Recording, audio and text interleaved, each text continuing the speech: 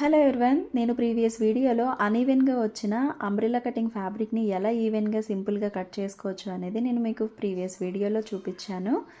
And ఆ వీడియోకి అయితే చాలా మంచి రెస్పాన్స్ వచ్చిందండి. Thank you so much. Here is the second trick. మనం శారీకి కుచ్చులు పెట్టుకుంటున్నట్టుగానే ఇది కూడా పెట్టేసుకొని కింద ఇట్లా జాగ్రత్తగా పరుచుకోవాలి.